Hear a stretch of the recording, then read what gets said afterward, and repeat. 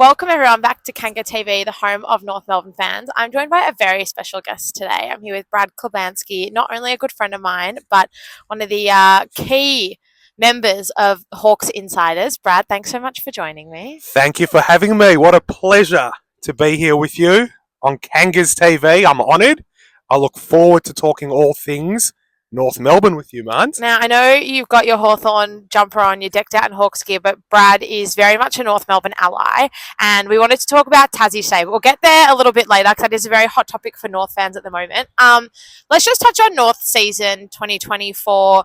You and I spoke a lot throughout the season. Basically, after every game, you and I would just debrief. What did you make of North season as a whole?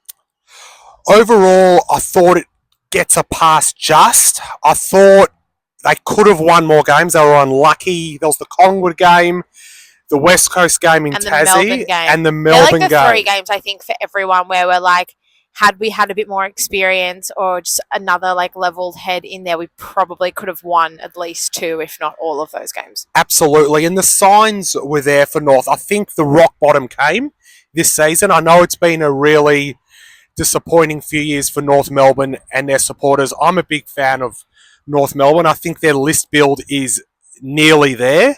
I thought their trade period, which we're going to touch on, was very, very good. But this season, you saw the signs there. Like we said, they probably should have won 5 or 6 games. A few disappointing games, particularly at the end of the season. That last game against Hawthorn in Tassie was a disaster, as were a few others. But the form of a lot of players, Harry Sheasel, who we'll touch on, should have been All-Australian. Tristan Sherry, who was on the Sherry train all year, North supporters.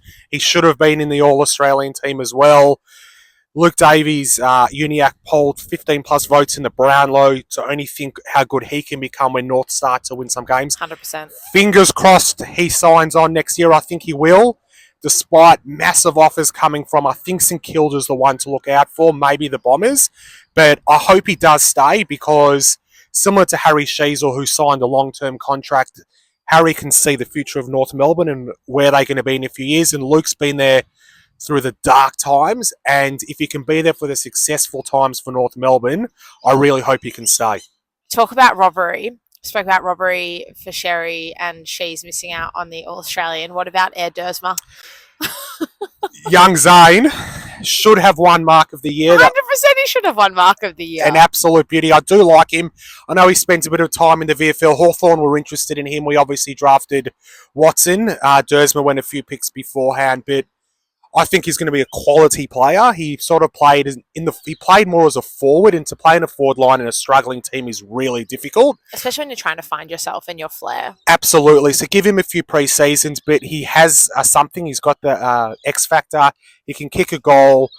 Be patient, North fans. He's going to be an absolute beauty. He could probably eventually spend time in the midfield, but I see him more playing as a forward because he can take a mark and he can kick a goal. So it's exciting times for North fans with all your young talent. Exciting young talent coming through, and then to balance that out in the trade period, we identified that we needed leadership, we needed some senior heads. We went out, we brought in 4 players, but we've obviously got the 3 big guys, Jack Darling, Luke Parker, Caleb Daniel, all part of the leadership at some point in their careers at their previous clubs, all Australians, premiership players. How did you rate North's activity in the trade period? Excellent. Clarko touched on it for most of the season, how North needed to bring in experienced players. We saw what he did at the Hawks, with your Gibsons and your Lakes and those type of players. Stewie Jew in 2008, who came in from Port Adelaide. Sean Burgoyne as well. I think all 3 will play an important role next season. You replace a Toby Pink with a Darling in the forward line. Luke Parker probably replaces a Liam Shields, and Parker's still a quality player. Kicked 3 goals in the grand final. Yes, they came at the end, but he had a really good back half of the season for the Sydney Swans. He's a leader. He's a quality leader, great person. Caleb Daniel will come in and probably play across half-back, spend a bit of time in the midfield. Hopefully that will free up a Colby McKercher to play up the ground. Colby, I think he's going to be an absolute superstar. I loved his season last year. Him and Caleb Daniel, I think, will rotate a bit. So, you bring in those 3 players, the leadership's there, but they're still quality footballers. I think Jack Darling still kicked over 20 goals last year. He can complement Nick Larkey really well. We know Larkey really needs a number 2 there in the forward line, which North have struggled with. And another one which will be great, who plays for North now, I was thinking about it before, was an Aiden Core, who's a favourite of yours, who My had guy, Aiden Core. excellent back end to 2024. But Griffin Logue's a forgotten player at North Melbourne. He obviously did his knee, brought him over from Fremantle. But you bring in a Griffin Logue to play with the Charlie Common down back, and Charlie was brilliant last season. Yep. The biggest and best story for North Melbourne last year. But all of a sudden, you have 3, I guess, quality defenders now in Charlie Comden, Griffin Logue, and Core. So that'll free up your halfbacks. Jackson at Archer's a favourite of mine. I remember watching him play the game on Bailey Fritsch, the game that North should have won, which we spoke on it earlier. Jackson Archer legacy game. But Jackson Archer is, he was another one who came on this season. Brilliant lockdown defender. And then obviously Colby, played as a half-back. Still think North lack a bit of depth down back. But all of a sudden now, you'll sort of see the list is coming together. The forward line with Jack coming in. The midfield is there, which we can touch on as well. I love the midfield build of North Melbourne. And you've obviously got the number 2 draft pick this year, which I think you're going to trade. I'll be surprised if North didn't split that pick into 2 top 12 picks. During the week, we delisted Toby Pink with the commitment to redrafting him as a rookie. Like Jack Gunston, the Hawks did that yesterday. What a great pickup for Hawthorn. Yeah, 260 games, 3 premierships, 450 plus goals, great and he's a rookie. Give the young guy a chance. And it would seem that that's what we'll probably look to do, is split that pick now. We've got, enough list spots that we should be able to take more in the draft than what it looks like on the surface. But the biggest story for North this week has come off the field. There's been a lot of talk, and the rumour sort of started last week about our potential move out of Tasmania, or starting to transition out of Tasmania. We will sell 2 games to WA from next season onwards. Nothing's been official by the club yet, but the rumour has it it's 2 games over 3 seasons, back to back, 1 in Perth at Optus Stadium, 1 in Bunbury, which is in the southwest of WA. It's about 2 hours southwest. I guess why I wanted to bring you on to talk about it, Brad, is obviously we have both got deals with Tasmania currently. Hawthorn and North have done it completely differently. North's been selling home games for, almost 30 years now. Hawthorn is entering its 25th season selling games in Launceston. Why do you think it works for Hawthorn and it has just been a complete different story for North? Not that it doesn't work for North, but I guess we just jump around here, there and everywhere. We can't seem to find a stable base. And then every time we look to move somewhere, the relocation sort of storyline follows not long after. I mean, this week we've been called the Western Kangaroos. Whereas Hawthorn, really solid relationship with Launceston, entering their 25th season, selling games there. Where do you think the difference comes from? It's a great question. I think success on field definitely helps.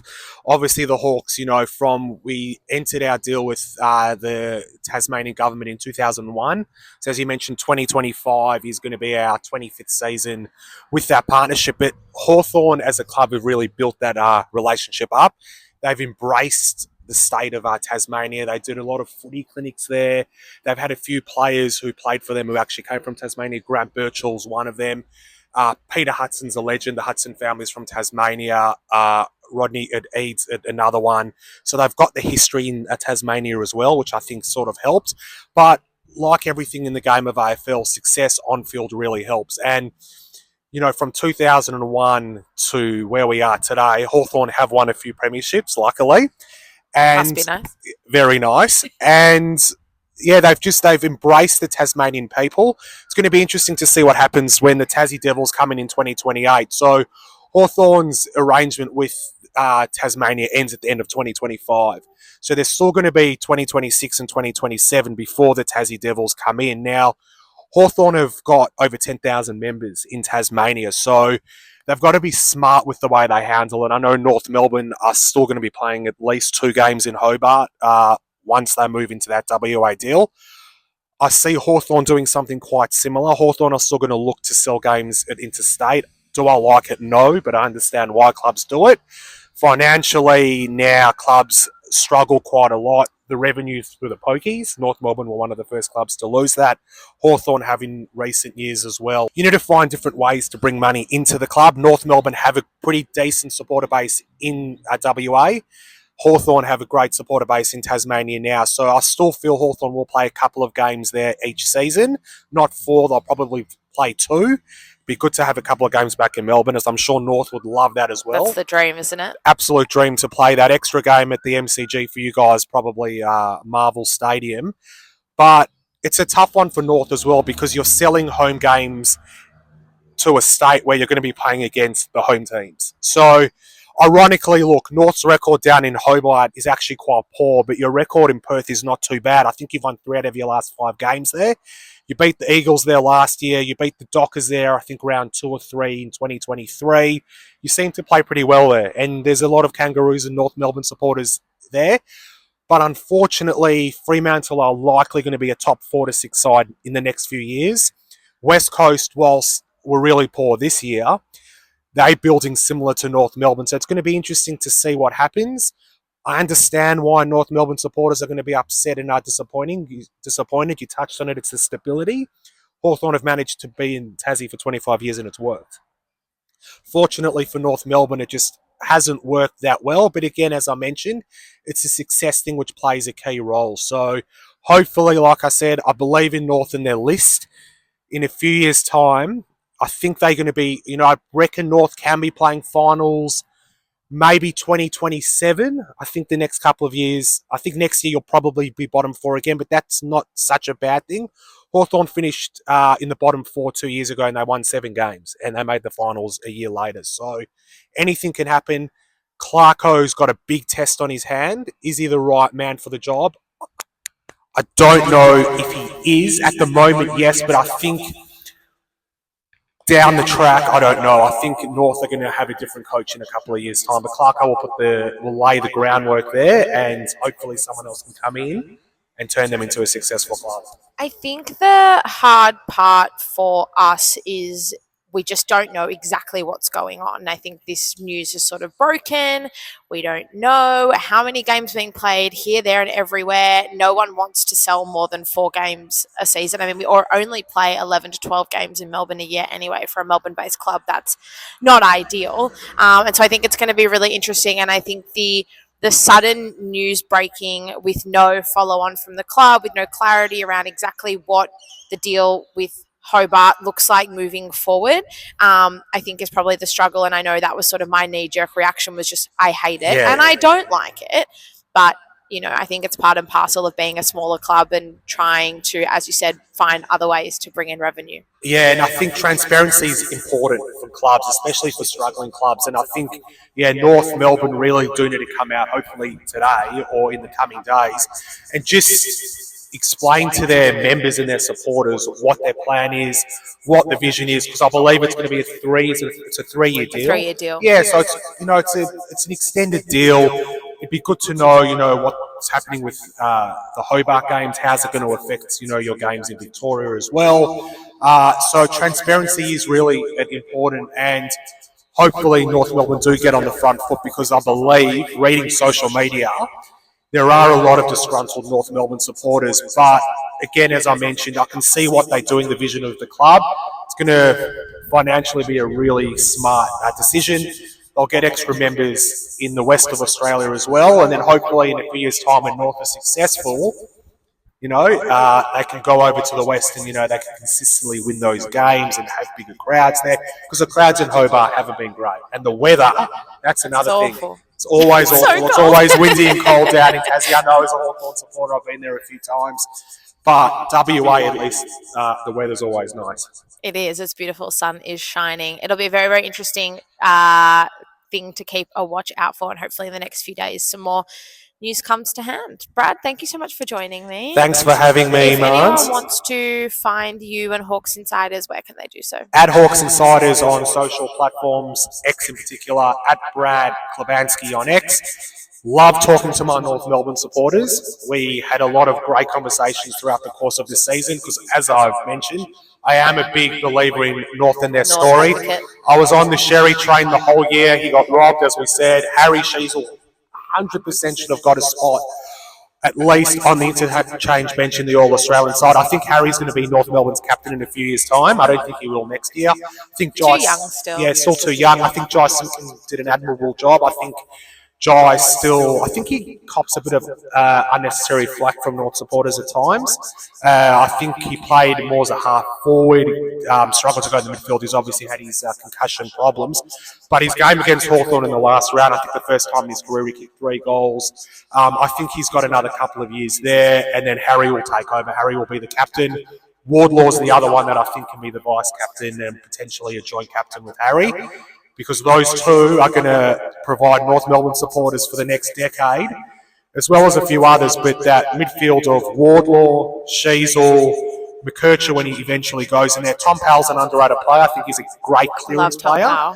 I think Clarkson played him out of position the first half of the year as a half forward. He needs to play in the midfield. He's a great clearance player. But that midfield unit, all of a sudden, it's exciting times. Sherry, Wardlaw, Cheasel, LDU, Dersma hopefully, Caleb Daniel, McKercher. There's a bit of depth there. So, North supporters, hang tough. The finals are coming in a few years. I believe in you. Fingers crossed next year's a better year for you. I think you can win 6 to 8 games next year. I think that's a pass mark. And then look to push for finals in a couple of years' time. You can stay up to date with all things Kanga TV on YouTube, Twitter, and Instagram, Kanga TV Show. Brad, I'm sure we'll be seeing you around here again very, very soon. Happy to join you anytime and talk my second team, the Kangaroos, North Melbourne. I love it. Thanks, guys. We'll see you soon.